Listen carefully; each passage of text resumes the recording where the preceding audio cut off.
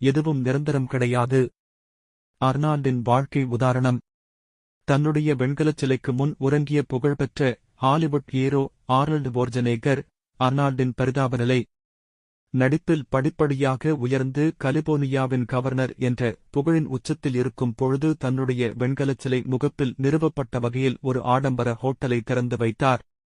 ஹோட்டலின் திறப்பு விழாவின் பொழுது அந்த ஆடம்பர ஹோட்டலின் உரிமையாளர் அர்னால்டு எப்பொழுது வேண்டுமானாலும் இந்த ஹோட்டலுக்கு வந்து முன்பதிவு ஏதும் இன்றி இலவசமாக தங்கிக் கொள்ளலாம், அவருக்கு எப்பொழுதுமே ஒரு அறை இருக்கும் என்று அறிவித்தார்.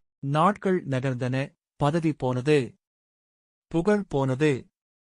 சமீபத்தில் சாதாரண மனிதனாக அந்த ஹோட்டலுக்கு சென்ற அர்னால்டுக்கு அதிர்ச்சி காத்திருந்தது.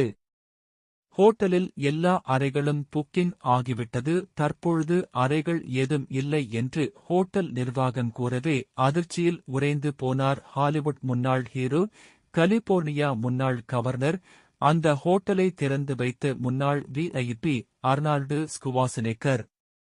மனமுடைந்த அர்னால்ட் தான் வைத்திருந்த போர்வையை எடுத்துக்கொண்டு அந்த ஹோட்டலின் முகப்பில் தன்னால் திறந்து வைக்கப்பட்ட வெறும் அலங்காரப் பொருளாக நின்று கொண்டிருந்த தன்னுடைய வெண்கலச் சிலைக்கு முன்னர் செய்வதறியாது படுத்துவிட்டார்.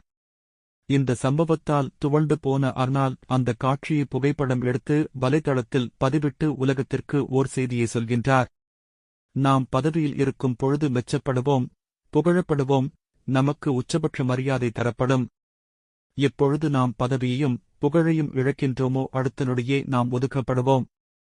நமக்கு தந்த சத்தியங்கள் காற்றில் பறக்கவிடப்படும். எந்த சத்தியங்களும் வாக்குறுதிகளும் உங்களுக்காக கொடுக்கப்பட்டது அல்ல, அது உங்களை அலங்கரித்த பதவிக்கு கொடுக்கப்பட்டது. உங்கள் புகழை, உங்கள் பதவியை, உங்கள் அதிகாரத்தை ஒருபோதும் நம்பாதீர்கள். இது எதுவுமே நிரந்தரம் கிடையாது.